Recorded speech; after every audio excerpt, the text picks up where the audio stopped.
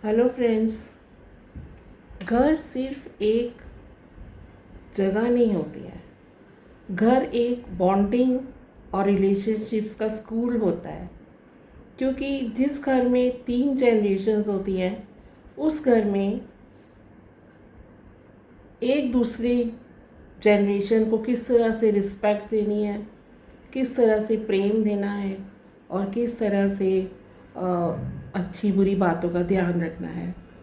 ये मिडिल में जो जनरेशन आती है ना, मिड जनरेशन, उन्हें ज़्यादा ध्यान रखना पड़ता है और उन्हें ध्यान ज़्यादा रखना चाहिए।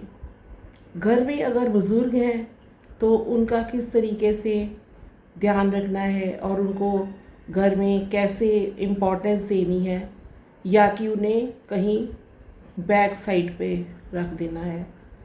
ये मैंने अक्सर फैमिलीज़ में देखा है। हमारी इंडियन फैमिलीज़ में कुछ अलग ही शिक्षा दी जाती है। पहले तो ये संस्कार हुआ करते थे, बड़े बुज़ुर्गों को सबसे पहला इम्पोर्टेंस दिया जाता था, उनका मान सम्मान होता था, उनकी कही हुई बात ही सर्वोपरि होती थी। लेकिन आज जब से न्यूक्लियर फैमिलीज़ होने लगी, तब से कुछ चीज़ें काफ़ी बदल गई हैं।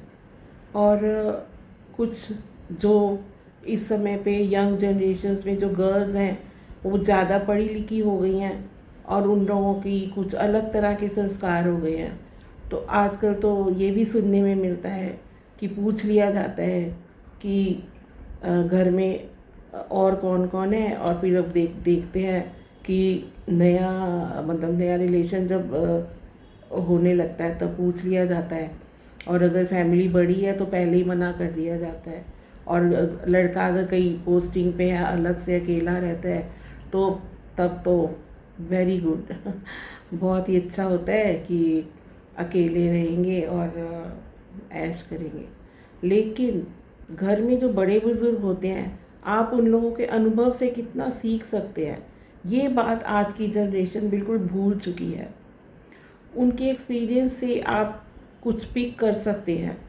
ठीक है, समय बदलता है, हालात बदलते हैं, बहुत सारी चीज़ें बदल जाती हैं, युग बदल जाते हैं, रहने का लाइफस्टाइल बदल जाता है।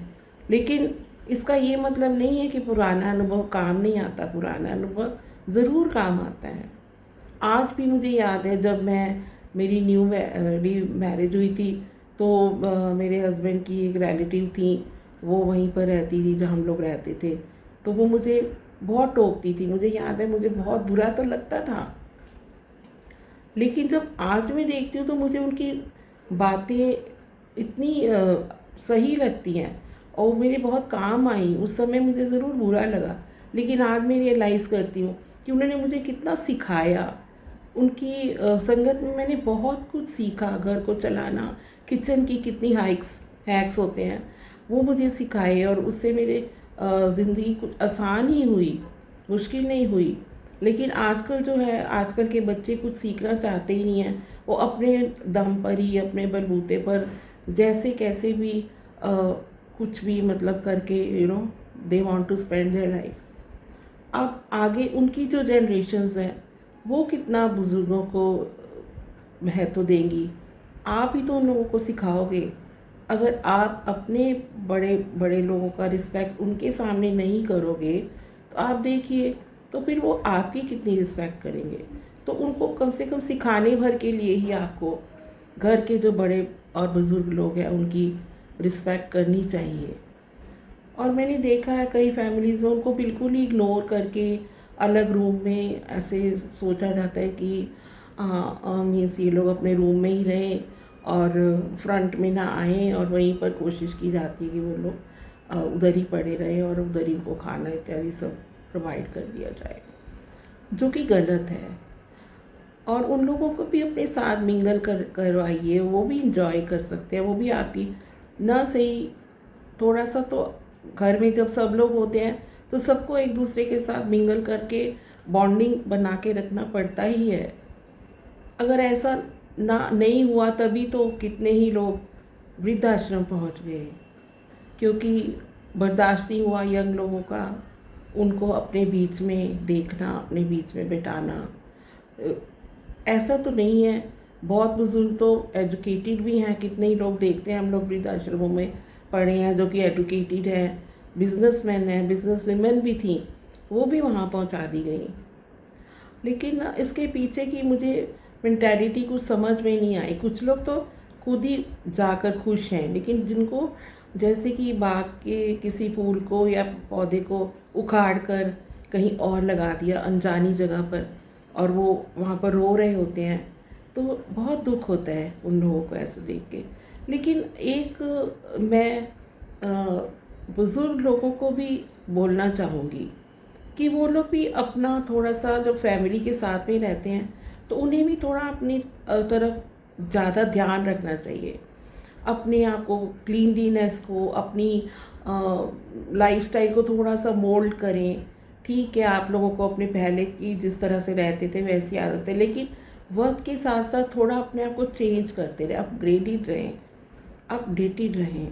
आज के ज़माने में जो चीज़ें हैं, जितना आप अपना सकते हैं, थोड़ा तो आप अपना ही सकते हैं ना, उतना आप अपनाने की कोशिश करें। अबव 60 हो गए हैं तो इसका ये मतलब नहीं है कि ज़िंदगी चली गई, अब तो ख़त्म है, अब क्या करना है, अब तो हमने जी लिया। नहीं, इस भावना से नहीं जीना चाहिए आप लोगों को भी। हर दिन नया दिन है, हर सुबह नई सुबह है, हर दिन कुछ ना कुछ नया सीखने की कोशिश कीजिए। ये नहीं कि अब तो लाइफ ख़त्म हो गई, अब क्या करना है। नहीं, अपने पोते पोती हैं जो घर में, अगर कोई बच्चे हैं उनके साथ थोड़ा सा टाइम स्पेंड करिए। और जो पोता पोती हैं उनको भी उनके पेरेंट्स थोड़ा समझाएं कि दादा दादी हैं या नाना नानी साथ में रहते हैं, तो उनके साथ थोड़ा सा खेलें वो लोग भी। चाहे दिन में आधा घंटा, चाहे दिन में 15 मिनट उनके साथ बात करें, उनको अपनी डे रूटीन बताएं बच्चे जाकर, तो घर में कितना माहौल पॉजिटिव हो जाएगा। तो ये चीज़ बहुत ज़रूरी है। पता नहीं परिवारों में अलग ही तरह के आजकल, लेकिन वो चीज़ अच्छी, जो चीज़ अच्छी नहीं है उसको हमें छोड़ देना भी चाहिए, और जो अच्छी है उसे अपना लो, जिससे कि सारी फैमिली के लोग खुश रहें। हर कोई हर पूरी तरह से खुश तो हो नहीं सकता। अगर फैमिली में 6-7 लोग हैं तो ये तो हो नहीं सकता कि सातों लोग एक दूसरे को खुश करने में ही लगे रहें। सब अपनी अपनी लाइफ में बिज़ी हैं, सब अपनी अपनी लाइफ में व्यस्त रहते हैं।